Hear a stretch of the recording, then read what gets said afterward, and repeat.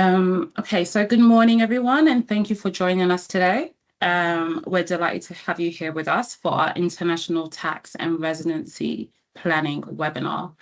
Ashley our CMO, was meant to join us today, but unfortunately she's not well. So you'll have me as your host. Hope that's okay. Okay, so whether you're actively considering relocating abroad, exploring future opportunities, or simply looking to better understand the tax and financial implications of moving overseas, today's session is designed to help provide practical insights and guidance. Over the next hour, we'll be covering UK tax residency, international tax planning, business structuring, wealth planning, and the practical realities of relocating to the UAE. Our aim is to help you understand some of the key considerations that should be reviewed before making any major relocation decisions. So before we get started, let's quickly introduce today's speakers. So alongside myself, I'm joined today by a fantastic panel of experts who will each be covering a different stage of relocation journey. My name is Elizabeth, and I head up the tax team here at Nordens. I mainly advise clients on personal tax matters, including UK tax residency, non-residency, capital gains tax, inheritance tax, and wider tax planning for individuals and families. A big part of my role is helping clients understand their UK tax position clearly and manage their obligations properly and plan ahead with confidence. It's lovely to have you all here with us today. So I'll pass over to James, one of our tax advisors. Morning, everyone. My name's James. I am one of the tax advisors here at Nordens. I specialise in international tax and residency matters, as well for individuals and corporate businesses looking to move overseas, as well as sort of your sort of general UK advisory perspectives as well. So looking forward to speaking to you all today. Hi, everyone. I'm Cormac, Senior Manager at Sanctuary Corporate Services based in Dubai. Today, I'll be discussing everything around the practical side of relocating to Dubai, establishing a business here, and getting UAE residence visa. I look forward to discussing this in more detail later.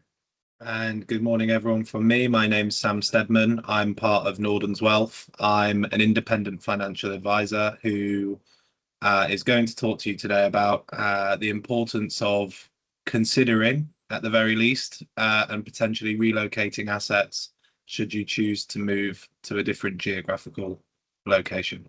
Thank you, everyone. Okay, so let's take a look at today's journey. So today's webinar has been designed to take you through the relocation journey step by step. We'll begin by looking at UK tax residency considerations. We'll then move into international tax planning and restructuring. After that, we'll look at the practical realities of relocating and setting up in the UAE. We'll then finish with wealth planning considerations before bringing everything together with some key takeaways and next steps. So just before we get into the technical side, I'd love to understand who's joining us here today. So as you can see from the image on the screen, people consider relocating abroad for many different reasons. Some for lifestyle and others for business growth. Some people are looking for greater flexibility, whilst others may be considering new opportunities for themselves or their families. So just before we begin, I would love to get a sense of who's joining us here today. So please feel free to pop your answers in the chat, on the Teams chat. Have you ever seriously considered moving abroad within the last 12 months? So you could just simply type yes or no or maybe. Okay, I'm seeing quite a few yeses. Okay. And that's completely normal because many people start considering relocation long before they actually take action. Okay, so let's explore some of the reasons behind those conversations. So we'd love to understand what drives people's interest in relocating abroad. So a poll is about to appear on your screen rather. So please select the option that best reflects your situation. So why are you looking to move abroad? There's quite a lot of people saying better lifestyle. It's really interesting seeing the variety of motivations. I'm seeing a mix of lifestyle, tax efficiency, and business growth. Okay, so while everyone's circumstances are different, one thing remains the same. planning ahead is incredibly important, and let's take a look at why. So many people assume relocation starts when you book a flight or you begin looking at properties overseas, whereas in reality, the planning process should begin much, much earlier. The decision before making a move can often have a significant tax, business, and financial consequences later on. Taking advice early can create more flexibility, identify planning opportunities, and help avoid costly mistakes. Now we're going to go into why planning ahead matters. We'll move into the tax and structuring section of today's webinar. James and I will take everyone through some of the key UK and international tax considerations that should be reviewed before relocating abroad. I'll start by covering the UK tax and residency position before James moves into the international tax planning and structuring considerations. So relocating abroad starts long before the flights. So just as a form of reintroduction, my name is Elizabeth and I head up the tax team here at Nordens. Of course, James and I will be covering the tax and structuring section of today's webinar, and I'll start by looking at the UK tax residency considerations that should be reviewed before making a move abroad. Later in this section, James will build on this by covering international tax planning, structuring, and jurisdictional considerations. One of the biggest misconceptions we see is that moving abroad automatically means UK tax obligations disappear, but no. In reality, there's a number of rules that continue to apply and should be reviewed before any relocation takes place. So just before we get into the details, I'd love to know something. So please, again, feel free to pop your answers in the chat. Before today, did you realize that there could be a UK tax implication before moving abroad? So you could just answer saying yes or no or not sure. Okay, I'm seeing some yeses, quite a few yeses. Okay. Well, this area causes confusion for so many people. So let's start by looking at some of the key areas that can be affected when you leave the UK. So most clients come to us after they've already made that decision. And that's one thing we see regularly when clients often seek advice when they've already chosen a destination or they've booked their flights or even started the relocation process. Whilst advice is still valuable at this stage, it can sometimes limit the planning opportunities available. I'm really going to have you guys, the audience, engaged with this webinar. So another question for you. Do you think most people seek tax advice before or after deciding to relocate? So you could just type in before or you could say after. Yeah. I'm seeing quite a few people say after, and that's exactly what we tend to see in practice. Well, the earlier these conversations happen, the more beneficial it is for you as you'll have more opportunities available. So let's look at some of the key areas that can be affected when you leave the UK. Okay, so one thing is moving abroad doesn't automatically remove your tax obligation. For income tax, a UK sourced income can remain taxable in the UK after departure. And this is a common example in a common example is UK rental income. If a person keeps a UK property and rents it out while living abroad, they may still need to file UK tax returns and pay UK tax on the rental profits. They may also need to consider the non-resident landlord scheme. So rent can be paid gross rather than with tax deducted. You've also got employment income. Employment income can also be more complicated than expected. If someone is employed overseas, but still performs some UK days, those UK work days, those UK duties remains taxable in the UK. So we would need to look at payroll position, double tax treaties, and whether foreign tax credits are available to you. You've also got capital gains tax. Timing for capital gains tax is very important. I've had this with a couple of clients as well. If someone sells assets while still UK resident, the UK may tax the gain. If they sell after becoming non-UK resident, the position may be different. but UK property still remains within the UK capital gains tax bracket.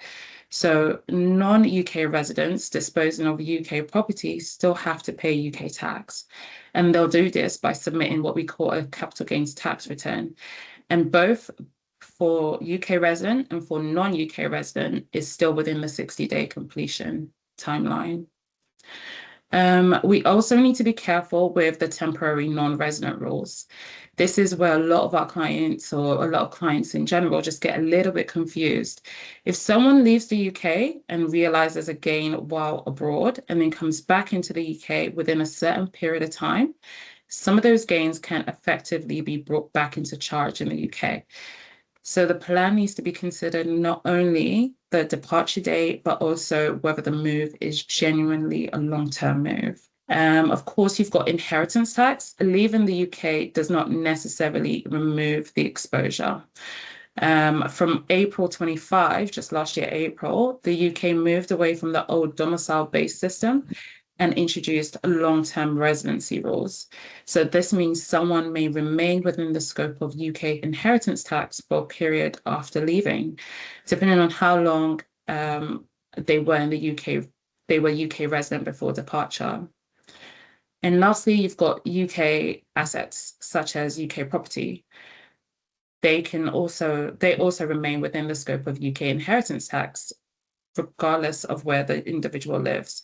So estate planning should be considered before the move, especially where the client has UK property, business interests, trusts, or significant overseas asset. For business interest, we need to consider how the business will operate after the individual leaves. So, for example, if they own a UK property, or rather a UK company, and continue making key strategy decisions from abroad, this can raise questions around company residence, the permanent establishment, payroll, and where profits should be taxed.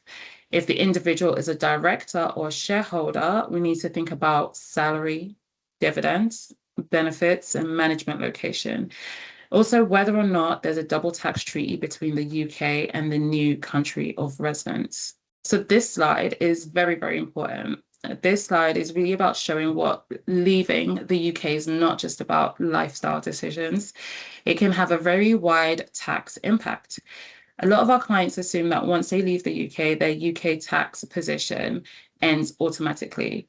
No, in reality, the UK tax position normally depends on their residency status, the type of income they continue to receive, and the assets they keep, and whether they still have a UK connection.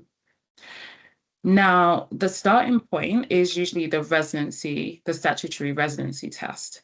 This looks at things like the number of days spent in the UK, whether the individual has a UK home, whether they work in the UK, and what family or other ties they might still have here. So even if someone says they have moved abroad, we still need to check whether they are actually non-UK tax resident. They may also be split year treatment. And this is when someone leaves the UK partway through a tax year. This can be helpful, but it's not automatic. The client must meet one of our specific split year cases, so we always review the facts carefully. The key point is that international tax planning should ideally happen before the client leaves the UK. Once they've already moved, some planning options might be a little bit limited. So we may be dealing with consequences rather than planning opportunities. So I guess the message for clients is don't assume leaving the UK means leaving a UK tax system behind. The earlier we review the position, the better we can manage income tax, capital gains tax, inheritance tax, and any ongoing UK filing obligations. Now, this next slide, this focuses on statutory residency test. This is also known as the SRT. This is used to decide whether an individual is UK resident or non-resident for tax purposes in a particular tax year. This is important because, of course, UK residency affects how much income and gains in the UK can tax. The key point is that leaving the UK does not automatically make someone non-resident. So firstly, we look at how many days spent in the UK during the tax year, and this usually is the starting point. So we'll then consider the automatic overseas test. These are tests that make someone automatically non-UK resident if they meet a certain condition. So for example, someone who spends very little time, could be 16 days or less in the UK, and works full-time overseas may qualify as non-resident under these rules. If the automatic overseas test is not met, we then look at the automatic UK test. And these can make someone automatically UK resident. So for example, this is someone who spends 183 days or more in the UK in a tax year. So this would usually make them automatically UK resident. If neither of the automatic tests or the automatic UK test give a clear answer, we then move on to the sufficient ties test. So one of the key parts of the SRT is understanding the connection an individual continues to have with the UK. Now, the sufficient ties test looks at the individuals continuing to have a connection to the UK. These can include anything from having a UK accommodation, family in the UK, substantive UK workdays, spending a significant amount of time in the UK in previous years, or spending more time in the UK than in any other single country. The more UK ties someone has, the fewer UK days they can usually spend here before becoming a UK resident. This is why day counting alone is not always enough. So two people can spend the same number of days in the UK, but have different residency outcomes depending on their ties. For clients leaving the UK, we need to review their position before they move. So during the year of departure and sometimes after they've left, so we need to just review their position just before they move. And this is because the residence position can change from year to year depending on their travel pattern and UK connections. They may also be split year treatment, and this is where someone leaves the UK partway through the year. This can split the tax year into a UK part and an overseas part, but it's not automatic. So the individual needs to meet one of the specific split year cases. So the main takeaway here is that the UK tax residence is evidence-based. We need travel records, workday records, details of accommodation, your family position, employment arrangements, and the client's full future plans before we can confirm the residency outcome. This is why I always say proper planning before departure is important. So if a client wants to become a non-UK resident, we need to help them understand what they can and cannot do without accidentally remaining a UK resident. So now this slide is about UK ties. So what becomes important when the automatic residence test doesn't give you a clear answer. So just before we move on, I'd be interested in knowing something again. So please do pop your answer into the chat. If you were relocating abroad, which UK tie do you think would be the hardest to give up? Would it be the family tie, the accommodation tie, the work tie, the 90-day tie, or the country tie? Neil, very good. Yeah. They could always That's come and visit, I suppose. So we're seeing quite a few family and property. Yeah. Well, that's exactly what we see in practice anyway. Many people don't struggle with moving abroad. They struggle with the ties that they leave behind. Okay, so another area that frequently catches people by surprise is the temporary non-residence. Okay, so temporary non-residence is an anti-avoidance rule that can catch clients who leave the UK, realize a gain, or extract income while abroad and then return to the UK too soon. The basic idea is that if someone was UK resident, moves abroad, disposes of certain assets or receives certain income, and then becomes UK resident again within 5 tax years, so 5 UK tax years, the UK may still tax those amounts when they return. And this is especially important for clients planning to sell their shares, receive dividends, close companies, or dispose of assets while they're overseas. So becoming non-resident does not always mean the UK tax exposure disappears permanently. We need to consider how long the client intends to stay abroad and whether they may return to the UK within the temporary non-residence period. So the main highlight here is if someone moves abroad, is it short-term? Is it long-term? Some tax planning might not work in the way the client expects. Now, this is one I hear a lot of clients gasp at. Before today, were you aware that returning to the UK could potentially reactivate certain tax exposures? So you could feel free, you could pop a note in the chat. Yeah, if it's too soon, yeah. Yeah, this is one of the often most misunderstood areas of relocation planning. So it's good that a lot of people are saying yes. Alongside residency considerations, it's also important to review potential tax exit issues before departure.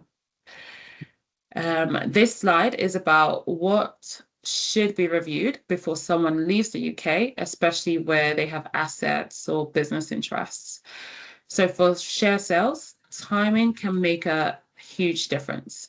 So selling shares before or after becoming non-resident can lead to different tax outcomes.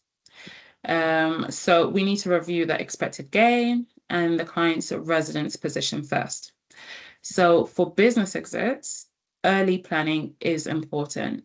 There may be reliefs available, such as BADA relief, which is also known as business asset disposal relief, but the conditions need to be checked before the transaction happens. With UK property needs separate attention because this still remains within the UK tax bracket, even after the client becomes non-resident. So non-resident clients may need to still report and pay capital gains tax on UK property disposals. Corporate migration is another risk area. If the client owns or runs a company, we need to consider where the company is actually managed and controlled after they move. Capital gains planning is usually much easier before departure. Once the client has already moved, some reliefs or planning options might not be available anymore. So the main point is that exit planning should happen early. The earlier we review the position, the more control the client has over timing. The more control the client has over reliefs and the tax exposure. So let's bring some of these concepts to life with practical examples. So we've covered some of the main UK tax and residency risks that can arise when relocating abroad. We'll now be interested in understanding what concerns everyone the most. So please select the option that best reflects your biggest concern. So what concerns you the most about relocating abroad? Okay. Wow, it's really interesting to see where the main concerns sit. I'm seeing concerns across several different areas, which is completely understandable as relocation impacts far more than just tax. So alongside UK tax residency, I'm seeing the corporate structure, the practical relocation and wealth planning. Okay, cool. So we've now covered some of the key areas with the key UK tax and residency considerations that should be reviewed before relocating abroad. The next part of the journey is understanding how international tax planning, structuring, and destination choice can influence your options and outcomes. So to take us through that, I'll hand over to James. Thanks very much, Elizabeth. Just to reintroduce myself, I'm James. I'm one of the tax advisors here at Nordens. As Liz said, she's covered the UK side of residency considerations. So I'm going to build on that now by looking at more of the international tax planning, some of your structuring, and some different jurisdictions that people often that we see as some of the more popular areas for sort of relocation. So can I just ask everybody in the chat, are you sort of business owners? Are we employees? What sort of type of people have we got in the in the call today. Lots of business owners, perfect. No, that's great. So obviously for you guys that are business owners, a lot of you are going to have obviously UK business, and the impact on moving that business overseas is going to be a little bit more sort of complex. So this is where structuring is really important for you to continue your UK business, but also to enjoy, as many of you said, the change in lifestyle, which is quite ironic given the weather today and 38 degrees. But you know, given the change of lifestyle, change of scenery, and things like that. So why is structure so important? It's the fact that you're going to have enough issues moving without sort of worrying about your business. So the earlier we can structure, the more planning we can do into that side of things, the easier that issue is going to be with you, and the finance side and the business side and your income side isn't going to be affected by your move sort of too soon. So let's get into a little bit more of the sort of restructuring and how that would work. So when it comes to restructuring, we see clients with various different reasons as to what they want to do, and ultimately it comes down to your objectives and what you're looking for. So it could simply be fund extraction from your UK business. It could be planning the sale of your business and having your wealth outside of the UK, and avoiding inheritance tax, and wanting to live a better lifestyle, obviously after the sale, with your proceeds. But it can also be the fact that people want to grow their business globally. They're working in multiple jurisdictions. They want to be in a position where it gives them a better access to new markets, or it gives them sort of a little bit more sort of flexibility in where they can be and their times, as well as being sort of tax efficient at the same time. So the structure you see on screen here is quite a flexible structure in terms of what we can do with it, and it fits a lot of different elements to sort of everything. So your UK trading company and other sort of jurisdictions can sit underneath a holding company, which can be in a tax efficient jurisdiction, and then obviously usually that is going to be sort of in a similar jurisdiction to where you live and where you're going to be extracting funds from. But again, these are all things that can be sort of ironed out when it comes to sort of looking at your individual needs and requirements. But this is sort of quite a good flexible structure for profit extraction, for sales of business and wealth protection and proceed protection, as well as sort of growth and planning opportunities as well. So that sort of covers a little bit of the sort of structuring side of it. The next thing to sort of look at is double tax treaties. So each country has their own set of tax legislation, just like the UK. Obviously, some are more beneficial to other people than others, and some have higher or lower tax rates. What this means is, as you leave the UK, you'll sort of, generally speaking, the country of residence have primary taxing rights on your income. However, as Elizabeth mentioned earlier, there are certain types of assets or income where that income will still be the income from that will still be taxable in the UK. For example, property income. So it's understanding these double tax treaties in a way that allows you to not pay tax twice on the same income and have amounts offset. Obviously, different countries between each other will have different arrangements for the amount of tax that can be withheld from an individual, as well as sort of different elements that can affect it sort of moving forward. They will cover all elements from employment income to property income, investment income, dividend income, and lots of things that probably will never come into fruition, but once upon a time. So they're very useful tools, but again, we can discuss those given whatever jurisdiction and see how we can sort of use those to benefit you the most. So before we move into sort of each jurisdiction, I was just keen to find out sort of where people were sort of looking to relocate to, or where they had in mind, what sort of countries they was potentially exploring. Yeah, lots of different places coming through at the moment. Ibiza, Mallorca, nice. Spain, Portugal, the US, Cyprus, lovely. The non-habitual residency in Portugal, UAE, Brazil, Malaysia. Lots of different areas in which people are sort of looking at. Obviously, what we're going to do today is sort of cover sort of the main jurisdictions that we see, and obviously some of the benefits that it's going to have for you in certain locations. We're going to look at the UAE. We're going to look at the US. We're going to be looking at Cyprus, and then sort of wider Europe as a whole. But again, we can cover the globe when it comes to things. So if you have any sort of specific countries, then we can obviously discuss that with you after the webinar.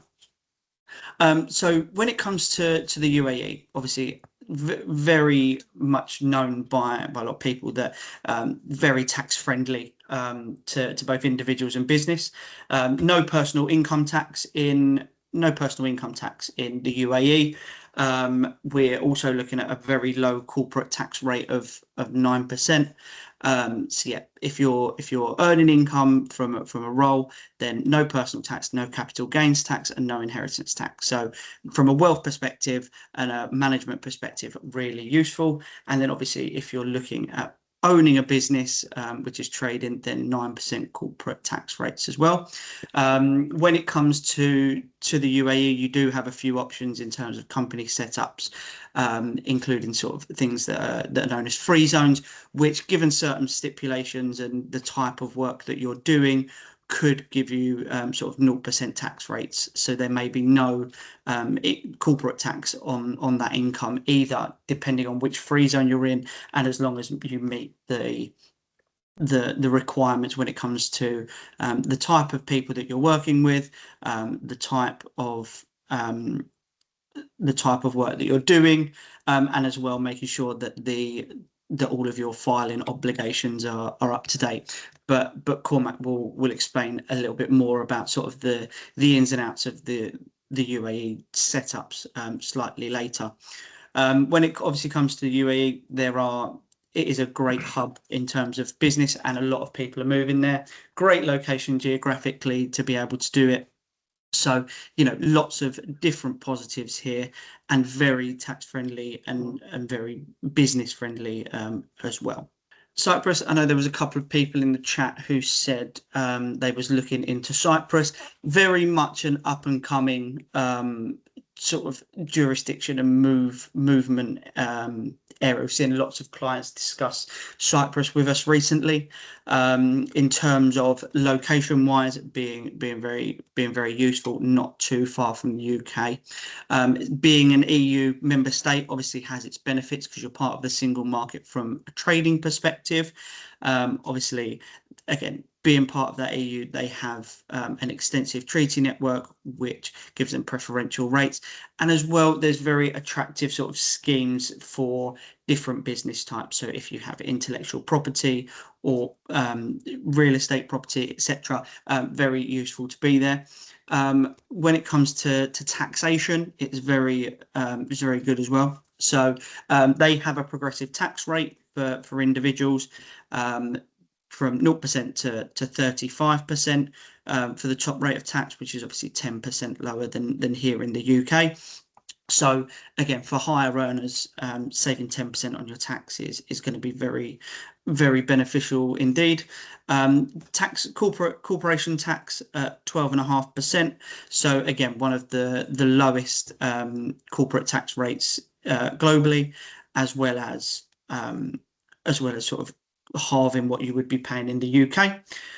When it comes to capital gains tax in Cyprus, they do levy a 20% capital gains tax rate. However, that is only going to be applicable to state sales of Cypriot real estate, Cypriot companies owning Cypriot real estate, or Cypriot companies which derive their income mainly from Cypriot real estate. Outside of that, there is no capital gains tax. So if you were selling a trading business, if you were selling a foreign property, foreign investments, then there would be no capital gains tax there. So again, if you're looking at somewhere that gives you the benefits of an EU member state and sort of planning for sort of post sale, somewhere like Cyprus along with the UAE could be sort of extremely beneficial, given the fact that these are probably two of our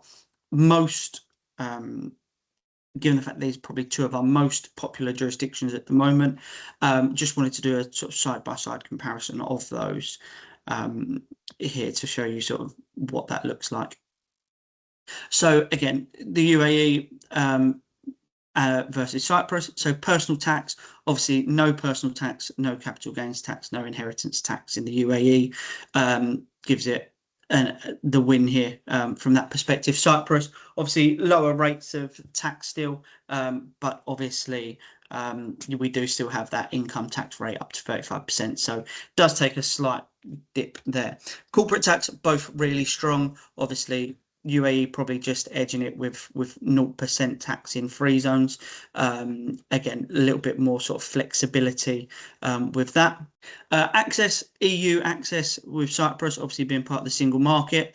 The UAE and Dubai not so much, but obviously with the UAE you do have sort of like more of a link to sort of Southeast Asia and places like that, and it's been a good hub anyway. But again, when it comes to sort of access to these companies, this is where the structuring is important. So you can live in the UAE, have an EU company, and we can look at the ways that the profit extraction can work there. So don't rule out the UAE just because of the EU access, because we can structure it and have companies within different sort of jurisdictions and different areas to make it the most beneficial for you moving forward. Then it's going to come down to lifestyle. Obviously, this is going to be your personal choice. It's exactly Neil. It's a very subjective thing. It's whatever you prefer. Some people like glitz and glam of the UAE, and some people prefer sort of a little bit more calm and relax of Cyprus. And again, that's entirely your perspective. And then obviously banking and business setup, both fairly similar, with the UAE probably just edging it on convenience. Just moving on now to some other jurisdictions here. So the US, I know a few people here have said about moving to the US and what the tax implications of that is going to be. Obviously, the US, it's not one tax system. So yes, there are federal taxes which are applicable across the country. However, a lot of taxes are state dependent. So when it comes to the US, they will all have slightly different rates of income tax. They will have slightly different sales taxes. They will have slightly different VAT rates, just depending on what state you are set up in and what state you live in. Some states will allow you to set up businesses not in the state that you're working in, but again, sometimes so for example, a state like Delaware is extremely good for people who are looking to set up with maybe a US branch or something like that. However, and the interaction across states for that is really good. But if you were to live in somewhere like California, for example, then their relationship with the Delaware company might be stretched somewhat. So again, if we were to go through every state here and their tax codes for each state, we probably would be here still next Wednesday. But again, if you're looking at the US as an option, feel free to reach out, sort of understand sort of where it is that you're looking to move to, and where we can help, and we can then give you some more sort of personalized advice on the US, given its complexity and how different it varies from one state to another. And then finally, sort of wider Europe. looking at, obviously, one of us saw Alexandra earlier say about Portugal and the old NHR scheme, which was an incredible scheme, to be honest. It gave you a 20% flat rate tax on all qualifying income for 10 years. You had no tax on foreign dividends, interest, rental income, business income. It was very useful. However, I think the Portuguese have sort of cottoned on a little bit now and said, we don't just want people coming here for our tax rates, we need them to be a little bit more beneficial when it comes to Portugal, and adding a little bit more of a economic benefit to us as well. So now as of 2024, they reformed the NHR and called it the IFICI. My Portuguese isn't very good, so I will stick to the acronyms if that's okay with everybody. When it comes to this now, there are a lot more qualifying activities that you have to be a part of. So they include scientific research or research and development type work, academic teaching, so university professors, college professors, those types of things, with obviously the relevant degrees, or you're a professional within technology, engineering, healthcare, science, and other sort of related sort of sectors. So again, it's tightened the belts on that a little bit in terms of where people can go to and what people it applies to. But again, if you do fit any of those, if you do fit into any of those categories, then it would definitely be a beneficial country to look at. When it comes then looking at somewhere like Spain, very similar to the UK when it comes to a tax perspective. Corporate tax 25%, VAT very standard, sort of 21%, very similar to the UK. There is the Beckham's law, so if you're an employee looking to move overseas, then you can apply for the Beckham's law, made famous by David Beckham in his move to Real Madrid. 24% flat rate on up to €600,000 for the first 6 years of residency. So obviously saving a lot more money there in terms of where you're looking to sort of save money and things like that when it comes to employment income. Again, for things like pension, you will be taxed in Spain on your foreign pensions. So as a retirement place for a lifestyle, great. For a retirement place for tax efficiency, not so much. But obviously, when it comes to Spain as well, location is paramount. Very similar to the US. They have their national tax, so they have their national tax rates, but they also have different rates based on where you're living. So if you're looking at Barcelona in Catalonia compared to Madrid, then you could see slightly different tax on the same types of income, just purely based on the fact that there are regional taxes that are due as well. One final place that probably none of you were expecting me to speak about when it comes to Europe would be Hungary. It's a little bit of a sleeping giant when it comes to sort of tax, and probably when you speak about tax efficiency, Hungary probably wouldn't be one that came to mind. Obviously, personal tax flat 15%, tax rate no progressive tax rate. But you do have a slight trade-off with the social security there at 18.5%. Dividends are still again taxed at 15%, slightly lower social security at 13%, but they are then capped at around £18,000 per year. Corporation tax rate 9%, making it one of the lowest across Europe, rivaling sort of your islands and things like that when it comes to sort of corporate tax rates. Again, really good for a hub when it comes to UK and EU sort of single market access.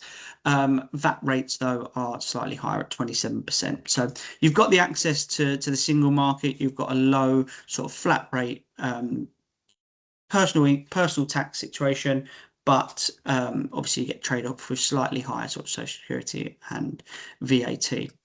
So that's giving you a bit of an overview in terms of some of the key sort of areas. I appreciate it may not have covered every area, but again, these are just sort of some of the more common ones that we see and we speak to clients about sort of daily.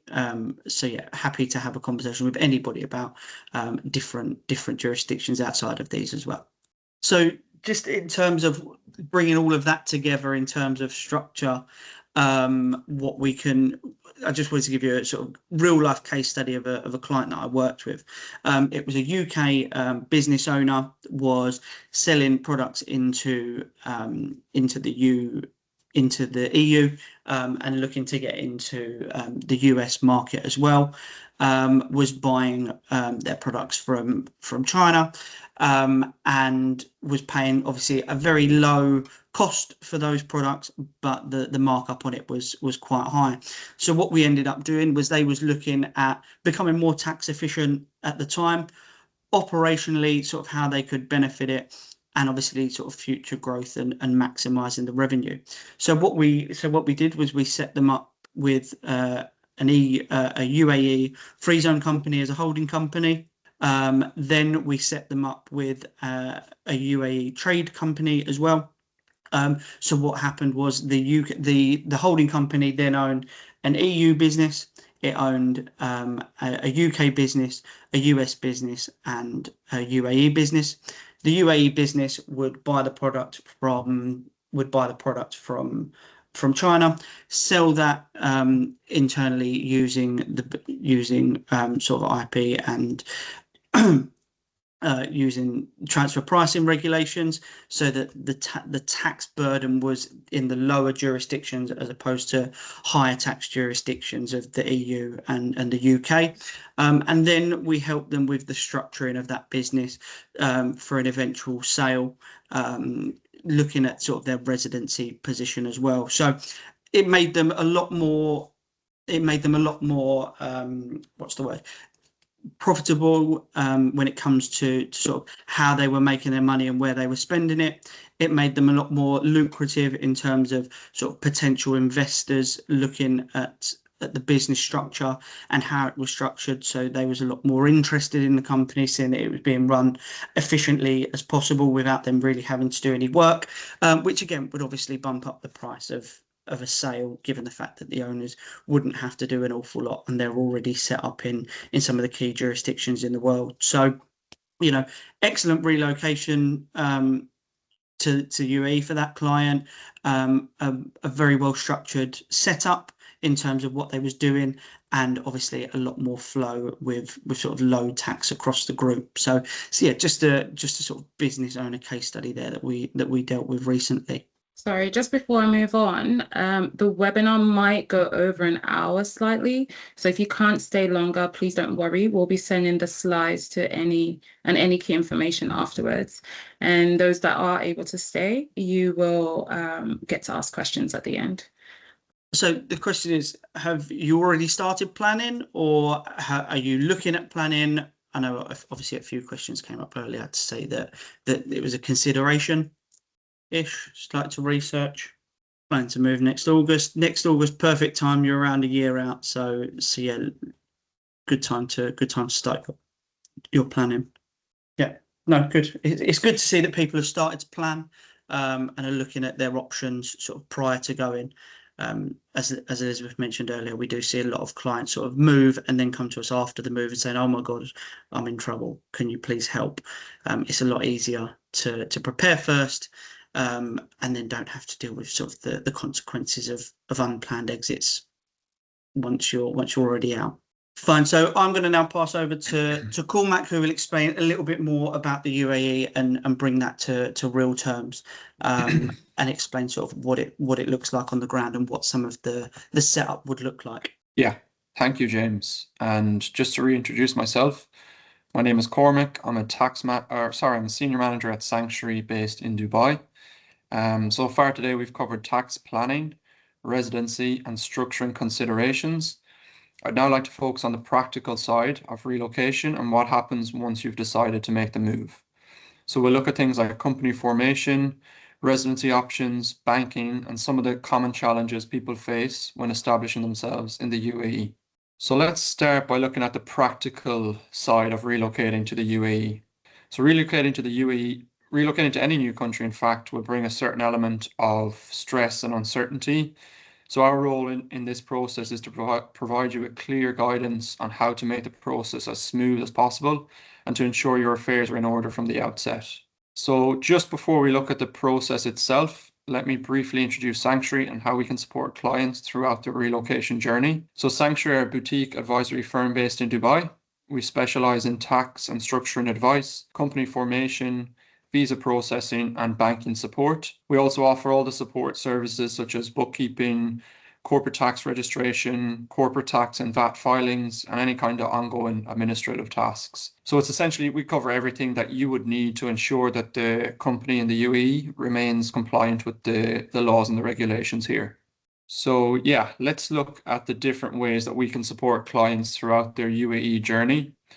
So oftentimes it will start with setting up a company. So in this regard, we provide end-to-end assistance with company setup, visa processing, banking support, corporate secretarial support, and any ongoing compliance and strategic support also. So with any move, the first step will start with setting up the company. So getting the company incorporated. And it's important to note, following on from what James has discussed, that the company incorporation in the UAE can be done while you're outside the country. So physical presence isn't required in the UAE to set up a company. So we would often advise clients to set it up prior to arriving here. And the main reason for that is that they can then proceed with getting their residence visa once they arrive here. When it comes to setting up the company, it's important to understand what your goals and objectives are as the client. And then based on this, we can advise you accordingly. So from the outset, it's important to make sure that the business activities in the UAE are selected correctly, along with selecting the most appropriate jurisdiction for what you want to do. And it's also very important to ensure it's structured correctly from the outset. So whether it's going to mean that there's individual shareholders, corporate shareholder involved, maybe a mixture of both. It's just important to kind of understand these things from the outset, and then we can advise accordingly. So then once the company has been set up, we can proceed with getting you a UAE visa. So that would consist of submitting the application with the relevant authorities, then assisting you with the medical and biometrics appointments. So part of the UAE visa process is you'll have to undergo a medical, it's quite straightforward. It's just a blood sample and a scan of your chest. And then there's a biometrics appointment as well. And once you've finished these two appointments, the visa should be issued in a couple of days. So we would assist throughout the whole process and ensure it's as smooth as possible for you. Again, just to touch on it, the benefit of setting up the company before you relocate means that we can apply for the visa while you're outside the country. So once the company has been set up, we can submit a visa application. Once the application has then been pre-approved, the next steps are the medical and biometrics. So we can be ready to do the medical and biometrics once you enter the country. On the other side, if you don't plan to set up the company until you're here, then we obviously have to go through the whole company formation process first, then the visa application process prior to being able to do your medical and biometrics. So the timelines are a lot longer, I would say, if you wait until you're inside the country to start that process. Yeah, and then so once you get your, sorry, Lucy, just go back. There's one other point I just wanted to touch on. So when it comes to banking, you cannot open a bank account, either personal or corporate, until you have your visa. So in the UAE, you'll get a visa along with so the visa itself is digital. It's not a physical card or anything like that. But along with the visa, you'll get what's called an Emirates ID. And your Emirates ID is required to open the bank account. So without that, you can't open the bank account. So kind of it's a step-by-step process, really. And yeah, once you have your bank account open, then you're kind of fully operational. And then that's when we can provide all the kind of support services as well. Yeah, just to touch on this, I think James covered a bit on this earlier. So We're frequently asked the question, why Dubai? And we've kind of highlighted some of the reasons here for why people choose Dubai when they decide to relocate. So it's a strategic global location with world-class infrastructure. There's a very pro-business environment here. Obviously tax-efficient jurisdiction as well, as James touched on, and also the high-quality lifestyle. So once someone has decided that the UAE might be the right fit for them, and they want to move here, the next step would be understanding what visa options and residency options are available to them. So firstly, there is what's called an investor visa. So the investor visa can be obtained by shareholders of a company. So if you're a shareholder in a business, you can obtain an investor visa, and it's a similar process as what I discussed prior to this. All the visas, you'll have to go through the same medical and biometrics procedure. The investor visa is a 2-year visa, and it can be renewed every 2 years whilst you maintain your shareholding in the company. The property visa, so you can obtain again a 2-year visa through the ownership of a property in the UAE. There's no minimum value required for the property. So up until a couple of months ago, there was a requirement that the value of the property needed to be a minimum of 750,000 AED. So that requirement has been removed, and there's now no minimum requirement. The only thing to note on the value is that if the property is jointly owned, each share needs to be a minimum of 400,000 AED to get the visa. And one other important point to note on the property visa is that if you sell that property in future, you will then lose the visa. So the visa is tied to the property. The employment visa, so similar to the investor visa, it's a 2-year visa which can be obtained by employees of a company. And again, it's renewed every 2 years whilst you're still employed. If you resign from your employment or you're terminated, the visa is cancelled. So essentially, sponsorship for employment visa is with the employer. So if you change jobs, your new employer is obliged to then sponsor you under the new company. And finally, just to touch on the family visa. So family visa, you can sponsor your spouse or dependent once you have a UAE visa. So under any of the previous routes I discussed, the investor, property, or employment visa, once you have one, you can sponsor a spouse and dependent children. And then they'll have the same benefits as you. So they'll receive the Emirates ID and can open bank accounts and everything that you can do with your visa. And then lastly, there's a long-term residency option also in the UAE, which is called the Golden Visa. So golden visas are a 10-year residency, and they're obtained primarily through investment in the UAE. So if you purchase a property with a value of 2 million AED or above, you are eligible to apply for a golden visa. And I say it's a 10-year visa. So it's issued for 10 years, but after the 10 years, it's automatically renewed. So as long as you still have that property in 10 years, the visa is renewed for a further 10 years. And there's also an option to get it through a fixed deposit. So if you didn't want to purchase a property here and you still wanted to see what options you have in terms of a golden visa, you can put 2 million AED into a fixed deposit with any local bank here. The fixed deposit has to be placed for 2 years. And at the end of the 2 years, you can take back your the deposit along with any interest that you've accrued, and you'll maintain your visa. So the investment itself is for 2 years, but the visa is the long-term 10-year residency.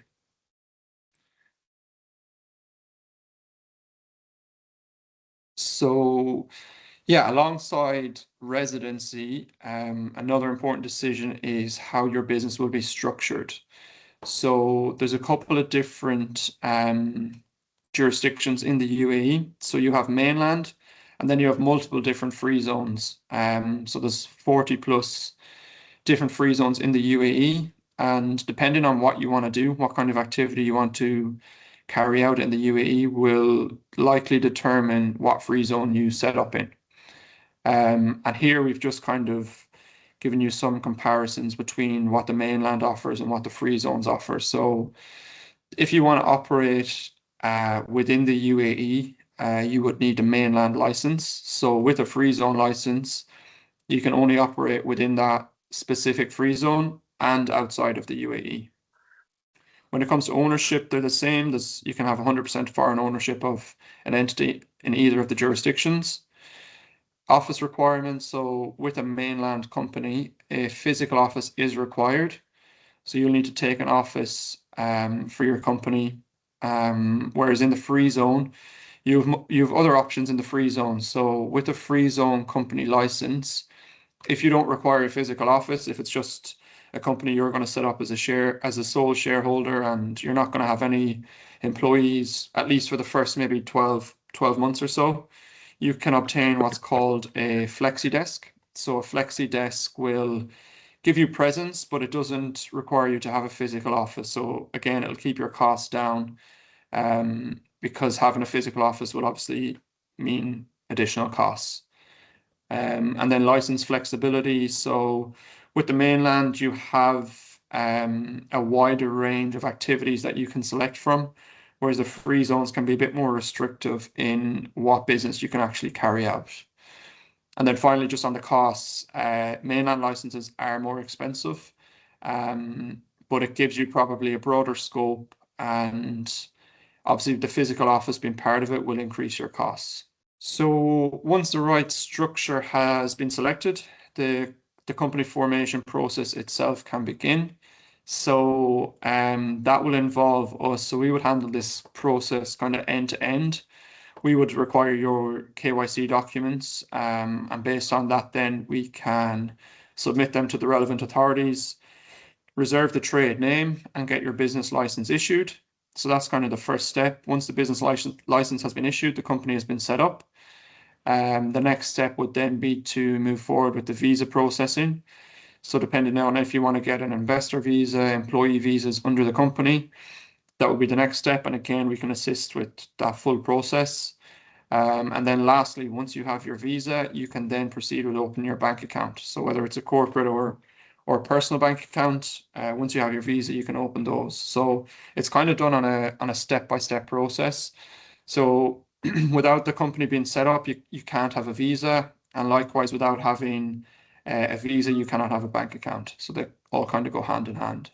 Yeah, just following on with banking, banking can be quite difficult in the UAE. So firstly, once you have your Emirates ID and your visa and you proceed with opening your accounts, the personal accounts are quite straightforward. There's no real difficulty with opening those. You can just go into any of the branches like you would in your home country and open a personal bank account. That's fine. However, with corporate bank accounts, they're a lot more difficult to open here. I would say that the UAE has quite stringent KYC when it comes to opening corporate bank accounts, and because of that, there can be delays. They can take anywhere from 3 to 4 months to get a corporate bank account open, depending on the complexity of the structure. So if there's multi-layered structure involved, so if there's corporate shareholders owning the UAE entity, banks will obviously require further documents to kind of assess the risk and who the kind of UBOs of the UAE entity are. So it can just take a bit longer. But I would say with opening corporate bank accounts, we've established good relationships with the local banks here, and we can kind of streamline the process to maybe 2 to 3 weeks. And we would kind of, again, handle that process. We'd be, I suppose, the middleman between the client and the bank, providing the bank with all the corporate documents and personal documents that they require, and kind of manage that process for our clients as well. Yeah, so then once you've opened your bank account and you're fully operational, the next step would be to, I suppose, expand and grow the business in the UAE. So we've included here some of the benefits of having a UAE company. So one of them is there's transparent regulations, a supportive government, you have access to global markets, there's skilled international talent, and a thriving entrepreneurial community here. And I would just touch on as well, by working with a firm like Sanctuaries, we're always on hand to assist with any queries. So again, we understand the kind of complexities and the stress in relocating to a new country and some of the nuances that go with it. So that's why we're on hand, I suppose, to assist with all the kind of administrative processes, and kind of inform you of any upcoming maybe regulatory requirements or filings that the company will be liable for. So we would kind of advise you across that whole process, even while the company has been up and running. Yeah, and then I suppose to just touch on some of the common mistakes that we see. Some of them are, again, it comes back to, I suppose, what Elizabeth and James have touched on in terms of planning as early as possible. So we've seen sometimes where clients may kind of rush their decision into setting up a company, and then the company they set up is the wrong structure. The license or the activities on their license may not match what they're actually doing, and this can cause issues. And these issues then need to be rectified, which comes at a cost, I suppose, in terms of monetary and time to clients. The license may need to be amended, which can take time. The shareholding may need to be amended, which again takes time.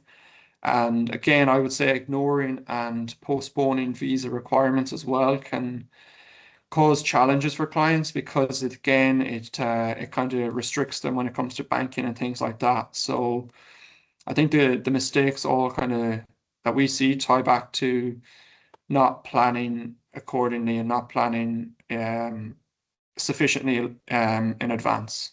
Yeah, let's just again touch on a case study that we have. So this is kind of typical of a lot of the clients we come across. They'd be UK entrepreneurs. They might have a company in the UK, want to relocate to the UAE with their family. So they want to understand how they can do that.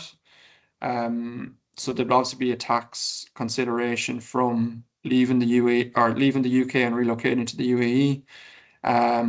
There'd be a structuring piece of advice as well, what kind of structure they should set up in the UAE, what kind of visa will suit them, how they can obtain a visa for their children, their spouse, whatever it might be, and then how they can go about opening a bank account. So these are kind of the typical case studies that we would see. We would see the same kind of these kind of case studies quite regularly. And again, it just kind of comes back to early planning, ensuring the structure is correct from the outset, and deciding on the best jurisdiction.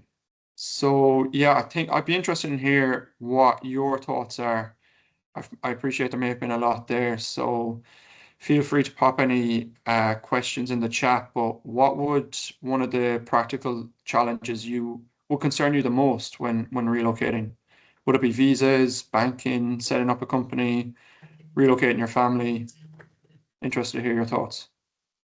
Yeah, seen a couple of different ones: business setup, visa processing. Yeah, visa processing. Yeah, again, it's typical to what we see. It might seem, and there is a bit to it. It might seem like, you don't know where to start. So that's why we're here. We're here to assist with the whole process. So from business setup through to visa, through to banking, and ongoing support throughout. So yeah, I'm not surprised with those answers. Yeah, so I think that's it. I'll pop my email address in the chat as well if anyone wants to reach out directly, or if you have any follow-up questions. But now that we've covered the practical aspects of relocating and establishing yourself in the UAE, it's important to also safeguard your long-term financial position. Relocation goes beyond setting up a company and securing residency. So to take us through the wealth planning considerations that should be reviewed before and after relocating abroad, I'll hand over to Sam. Thank you very much, Cormac. So typically when I've spoken with clients who are looking to relocate, the conversation always starts around whether they have their visas in order, where they're going to live, how big the pool is maybe, where their children might be going to school, and how much tax they are going to save or not save, depending on where they move. Quite often, financial planning is one of the last thoughts for expats who are looking to relocate. And actually, I found making mistakes or not giving your finances the attention when relocating can have the biggest long-term impact. I think typically, we would probably expect people to start thinking about planning as soon as they have made a decision to relocate. Hopefully, that leaves us with something like a 12-month window, because there are certain pension investment or tax planning opportunities that individuals can complete. And if non-residency was to begin or occur, some of those opportunities are lost, depending on where you're moving and what you're moving and how you're going to move it. So we do ask, just like everyone has on this presentation, to start to consider that as early as possible. Already in the chat, and if we could just go to the next slide, please. Already in the chat, we've had some questions around pensions and investments. So just to take a step back and give you an idea as to what Nordens Wealth, or the sort of advice that Nordens Wealth offers. You know, we are independent financial advisors able to provide advice on all pensions. Investment planning is fairly broad on the screen, but actually, you know, there's lots of different investments that we advise clients on, and what's the most suitable for their needs and their goals. We do cash flow planning, and that is an area of interest for clients going through any type of change in life, but certainly relocating, purchasing property, selling property. There's a lot that goes into moving overseas, and we're able to map that out and see if there are any liquidity issues. And that broadly comes under the international wealth planning advice that we're able to offer. Again, pensions has come up in the chat, so really keen to cover this off. And typically, a lot of my clients, their pensions will be their second largest asset that they would look to move, probably outside of their main residence. Now, historically, the I suppose default solution for people who are looking to relocate is the QROPS transfer that I've mentioned in the chat, which is an international pension transfer from a UK registered pension scheme to a qualifying international scheme which would accept the funds. Now, HMRC, rightly or wrongly, depending on your view, will always make sure they get their slice. So 25% of a pension is tax-free, 75% of a pension is taxed at your marginal rate of income. If you move your pension outside of the UK via a QROPS transfer, typically the charge is 25% on that pension. So it can be a costly move, and it definitely needs some form of forward thinking to the future, because if you were to move your pension, pay the 25% tax charge, and we'll come on to this slightly later, relocate to the UK and have to move a pension back, that could be a really costly mistake to have made. Now, if I was packing my bag for Spain this afternoon, I probably wouldn't pack my big coat. And sometimes that's how we would explain it to clients. You know, if you are looking to relocate permanently somewhere, if I was going to Spain permanently this afternoon, I wish I was, I'm not, then I probably would pack my big coat. Now, if I'm going for 2 weeks or 2 months or 2 years, might not be necessary. And it's exactly the same with your pensions. You're not forced to action a QROPS transfer. The pension assets will stay in the UK registered pension scheme. Depending on where you are, it might be difficult to access, depending on whether you've got a UK registered address and bank. You know, you might find it difficult to access the pension. But like I say, I have clients who look to relocate early retirement, and they might come back and then decide to access their pension benefits then. I think it's a really interesting conversation, given the changes to pension legislation with regards to pensions forming an individual's estate for inheritance tax purposes from April 2027. So 40%, potentially 40% inheritance tax on an individual's pension, depending on the level of your other assets and what allowances you have available to you. You might start to look at the QROPS pension transfer charge at 25%, and all of a sudden it could be attractive. Next slide, please. Yeah, and just like pensions, obviously moving investments around. So just considering ISAs will still remain an ISA in the UK, and from a UK perspective, you'll still be able to withdraw from it free of income tax. You'll still be able to grow the part free of capital gains tax. But depending on where you move, some of the countries might not recognise that it's tax-free status, which means this really tax efficient and beneficial investment that you hold in the UK all of a sudden isn't just that. And certainly the sort of planning that we might expect to look at or review is, can we afford to leave this ISA in the UK and not touch it, or is the income or dividends or investment income gains going to be a headache in my new jurisdiction? And if it is, then we might look at restructuring that ISA and have a look at tax efficient investments on the other side, whatever that looks like. The ISA is an incredibly flexible investment because of the tax benefits of withdrawal and growth.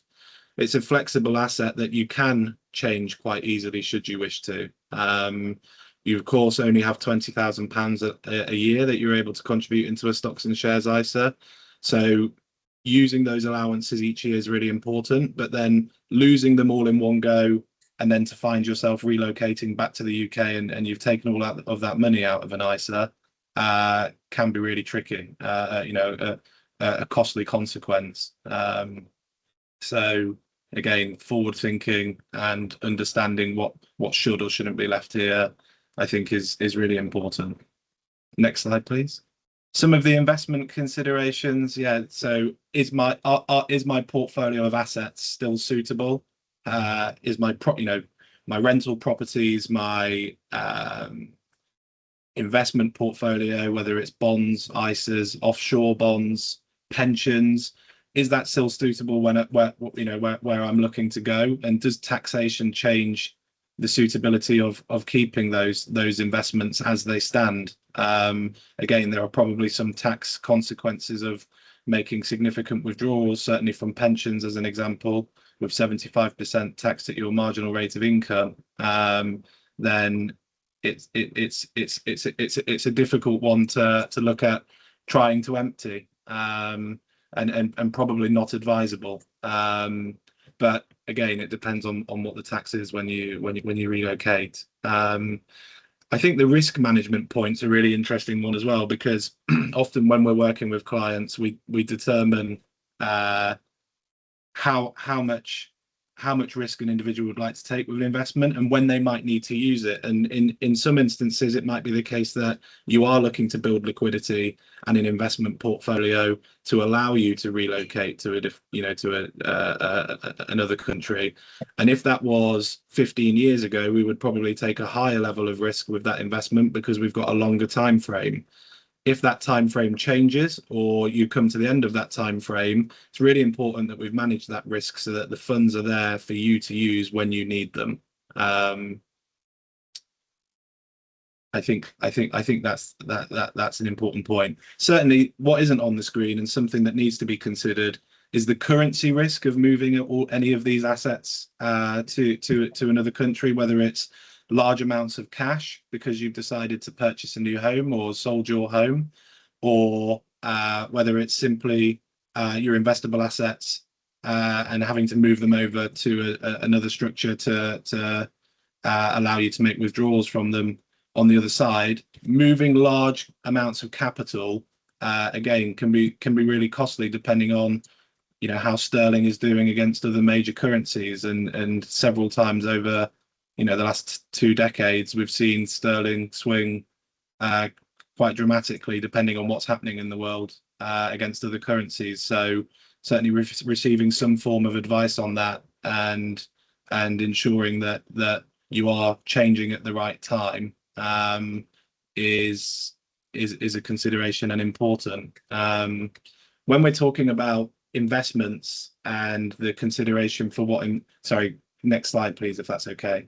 And how suitable investments are for you going forward. The other consideration, of course, is what changes to your estate planning needs. The UK has inheritance tax rules, which some, again, depending on your opinion, some might feel are harsh, some might feel are fair. That's entirely up to you. But should you relocate and that position change, you might not have an inheritance tax issue going forward. So the planning that you've taken to ensure that that isn't the case, i.e. taking out protection policies or trust investments or gifts that you might have made over that period, it's really important that that's re-reviewed before and whilst you're still in the UK, so you can make amendments should you need to.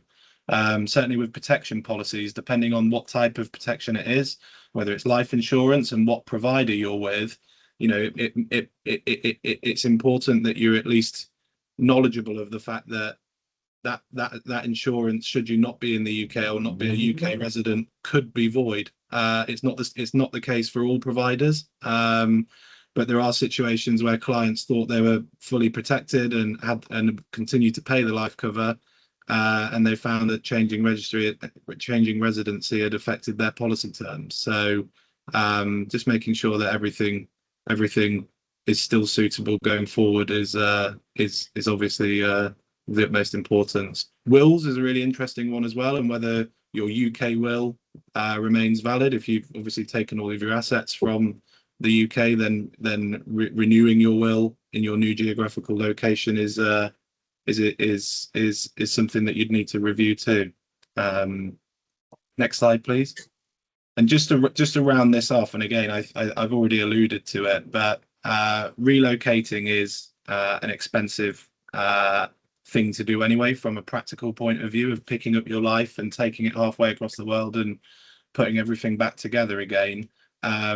Moving assets or at least taking monies from tax efficient structures, action in QROPs, pension transfers, they're all really expensive things to do. And if you look to relocate, and you know, there's lots of scenarios that I can talk about, but some of the ones that I've seen with clients, they might become unwell in healthcare. From a healthcare perspective, they'd like to relocate back to the UK.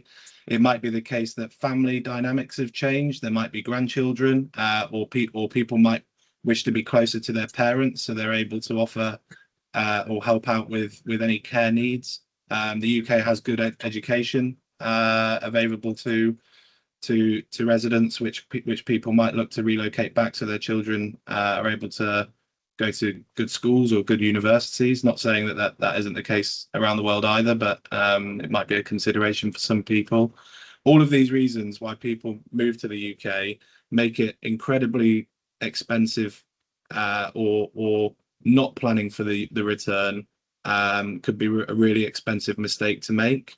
So having a long-term position on, you know, is this forever or is this for a period whilst we want to enjoy it, can save everyone a lot of money. And that's certainly the sort of advice that we would be sitting down with clients, just to make sure that, you know, that's considered when we are making these final decisions on changing our assets and structure. And there is a case study here. Ultimately, as either clients of Nordens or anyone that's attended the webinar, we are happy to sit down and have a no-cost consultation, just to talk about your finances, your plans, and what our advice would be should you decide to make any changes. So the case study is a family relocating to Dubai who sat down with myself or another Nordens wealth advisor.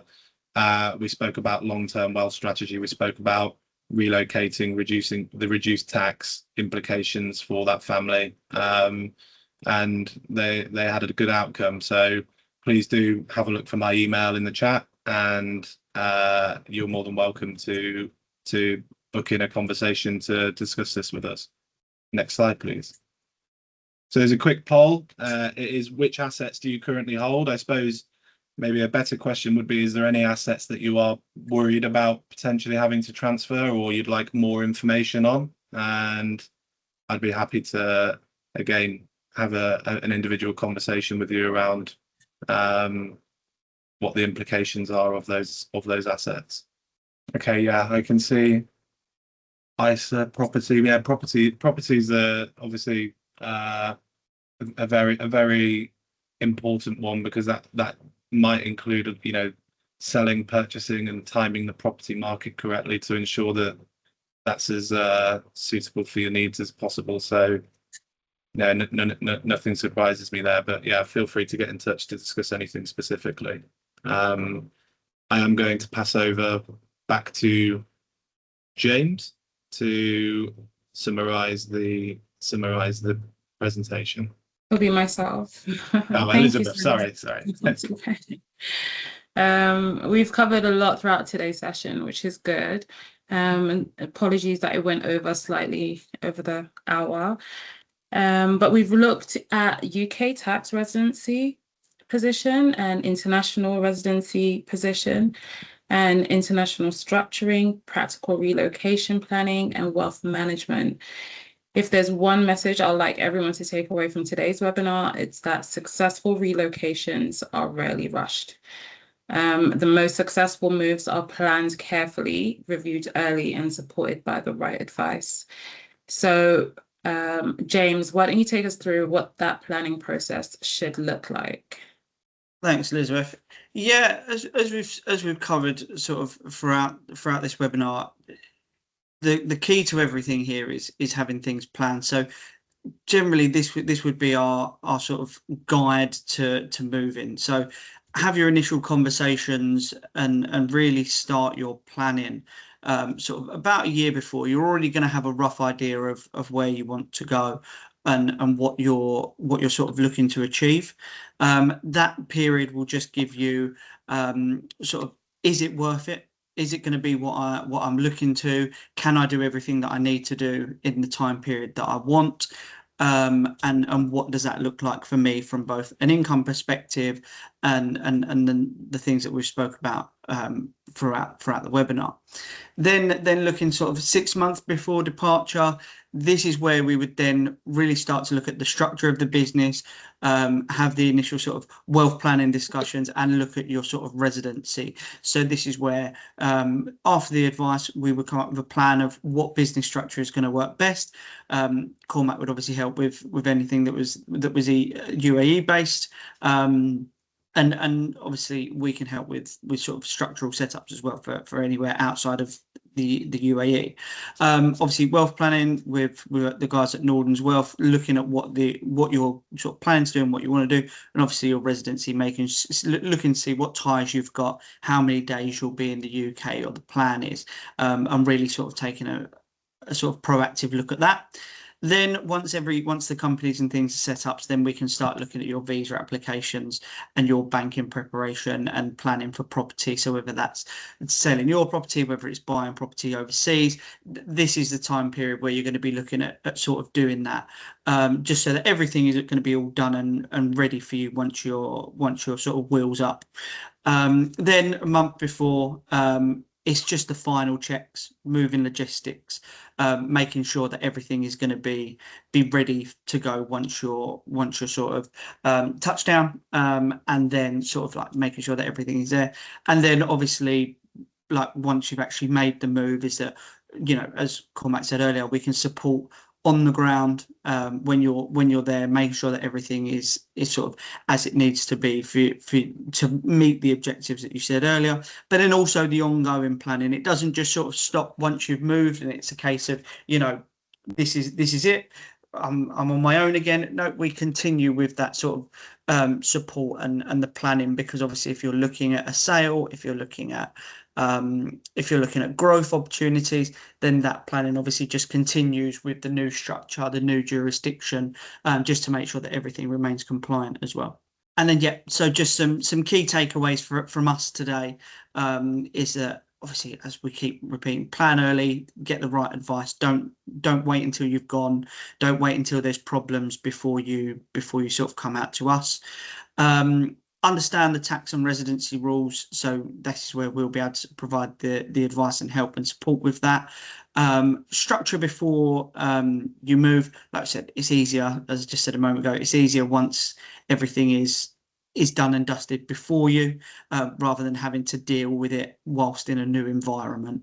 Think beyond tax. So obviously having the money in your pocket and saving the tax and having the most income in your pocket is obviously beneficial, but obviously it's what you do with it once it's there, whilst if there's money left in the company, etc. What can you do to sort of build wealth outside of just your income? What have you got from a wealth advisory point, as Sam said a moment ago, in just a case of making sure that everything is sort of tied up nicely. And then sort of lastly is just work with people who are on the ground, who do this sort of day in, day out, know what you're going through, what support you need, because, you know, whilst it's new for you and it's a big milestone in your life to move and uproot, you know, we do this sort of day in, day out, so we know exactly what your requirements are, what you're looking for, and obviously we'll be able to sort of point you in the right direction. And the biggest aim for all of us is to just take away the stress as much as possible for all of you guys to sort of, you know, make it as peaceful and as easy for you as possible. Great. So as we've seen throughout today's webinar, relocation isn't simply a tax decision. It's tax, it's wealth, it's business and lifestyle decision. So the most successful relocations happen when all of these areas are considered together rather than in isolation. So just before we move to Q&A, I would love to hear from everyone else. Please feel free to pop your answer in the chat below. What's the first thing you'll now go away with and review? So is it tax? Is it the wealth part? Is it business structure? Is it the relocation planning? Relocation? Well, I guess the end of it is those that are looking at areas or should be looking at areas would be all four. It would be looking at your tax. It would be looking at your wealth. It would be looking at the business structure if you own a company, and your relocation planning.